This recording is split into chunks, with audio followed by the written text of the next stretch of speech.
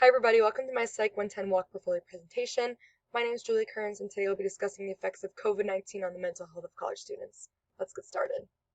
The world as we know has undergone a lot of change over the course of this past year, and this is all due to an infectious virus called COVID-19. This virus is highly contagious and attacks the respiratory system of the human body and also has the potential to be pretty deadly. This virus can also cause symptoms such as congestion, body soreness, trouble breathing, coughing, and loss of taste and smell. However, these are not the only symptoms that people have been feeling due to COVID-19. Not only does COVID-19 affect the human immune system, but this virus has also had a major effect on the mental health of many people. This virus has caused spikes in anxiety, depression, and stress, which can all lead to more serious issues if left untreated. Although this virus has affected a majority of people, a specific group that has been severely affected are college students. College students have been struggling with their mental health issues since the virus took over life as we know it. It's very important that these students are able to flourish in their field of interest and are able to participate in proactive in-class learning and discussion.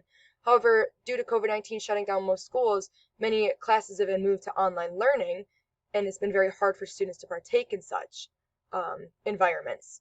Not only are students struggling to learn hard classes over a screen, but they're also missing out on specific social events that help shape them in the next lead of our society. Without these crucial experiences and lessons, students are finding themselves falling into depressive states and becoming more worried about their education. The mental health of college students is important to our society since these students will soon be leading our world. And COVID-19 has had an overall negative effect on their mental health. We're going to switch up the pace here. We're going to talk about types of articles real quick. These articles will soon contribute to how the information was found for COVID-19 and its effects on the mental health of college students. So there are a few types of influential articles that provide different types of information to the public. Two specific types we'll talk about today are peer-reviewed articles and press articles. Peer-reviewed articles are those that have undergone mass criticism by experts in the particular field in which they are written. This goes into depth about topic or discussion at hand, and basically these articles will provide more true information because there are many experts that are correcting and critiquing what is written in the articles. However, press articles are written potentially by an expert, but are only really reviewed by editors of press to make sure that they are grammatically correct. These can hold information that is true, but they're more of a broad overview of a topic or discussion. The first peer-reviewed article that supports the increase in mental health issues in college students is The Impact of COVID-19 Epidemic on Mental Health of Undergrad Students in New Jersey, cross-sectional study, written by Alexander Kajovic and a few more authors.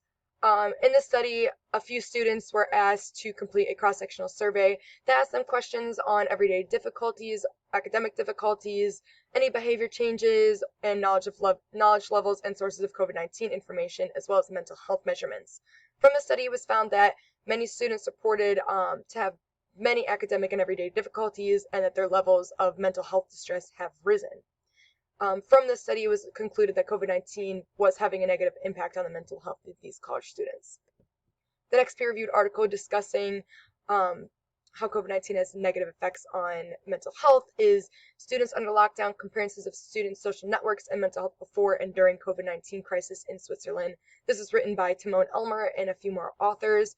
Basically, what this study did was it examined the social networking of college students and their mental health before and after the COVID-19 pandemic. And what they found is that once the pandemic started, many students were having increased symptoms of loneliness, anxiety, stress, and depression. And these all usually arose from lack of interaction, emotional support, physical isolations, and COVID-19 worries, which are pretty common now during this pandemic. And these all had to do associated with negative mental health trajectories. This study also determined that COVID-19 has had direct impact on the mental health of students. A press article that supports the topic of this presentation is COVID-19's Lasting Toll on Mental Health. This was written by Alexander Galfald. This magazine does not run any specific tests or experiments or studies, but it really goes into the depth of the lasting effects that COVID-19 has had on the mental health of many people. It is said that the mental health persists in fear of infection, worry over sick and loved ones, and grief over those who have died.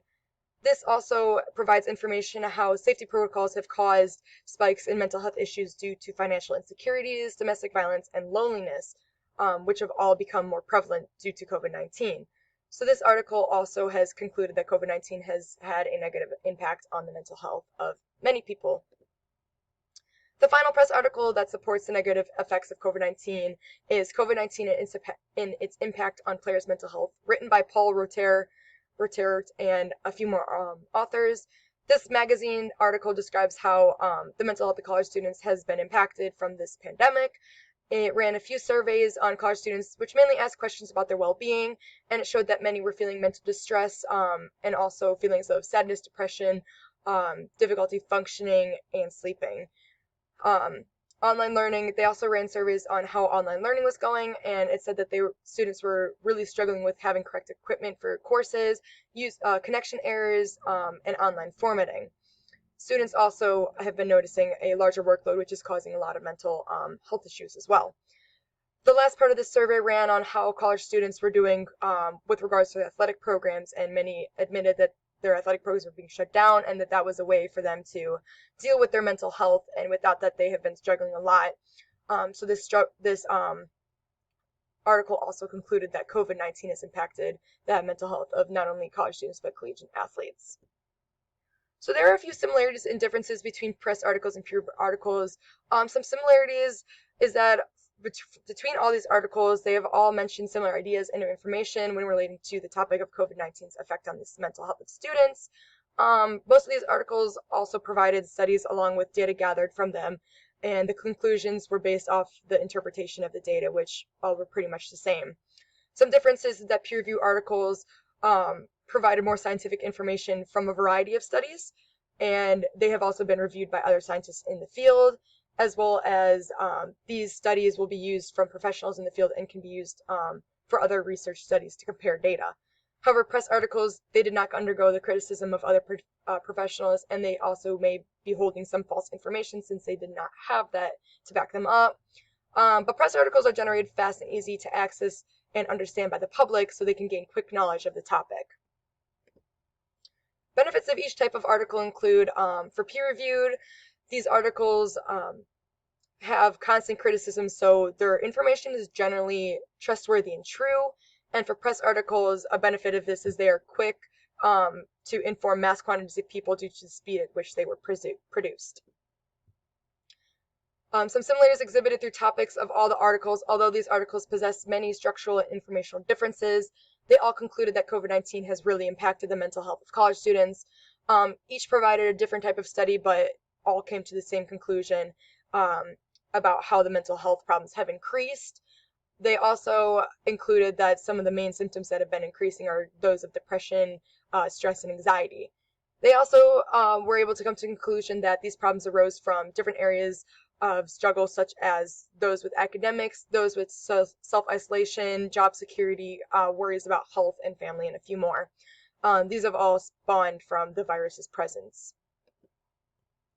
Some personal thoughts about the topic. I believe that this is a very important topic to be discussed. Personally, I've watched my own peers struggle with their mental health from this pandemic. I have found myself struggling with my own mental health from this pandemic, and I think that it's very important that we find methods to counteract these mental health issues before it takes a really negative turn, and more research is needed to find good methods to do so. It has really been concluded that COVID-19 has had a pretty negative effect on the mental health of college students. Each article was able to support that through their own studies and conclusions. They were able to conclude what people were struggling from internally, such as anxiety, depression, loneliness, and they were able to find ways or reasons why people were struggling so much. So these could be from online school, the virus itself, safety protocols, and a few other different kinds of stressors. I think that future research into this topic could potentially conclude what methods would help most to counteract these mental health issues and help struggling students and people. I think research could also be conducted to find how the mental health of students is affected when returning to normal schedule after COVID is reduced. So maybe figuring out how people are going to react when we go back to an all in-class learning environment with that lack of social interactions for almost a year and a half. These are my references for this presentation. I appreciate everyone who's listening, and I hope you have a great day.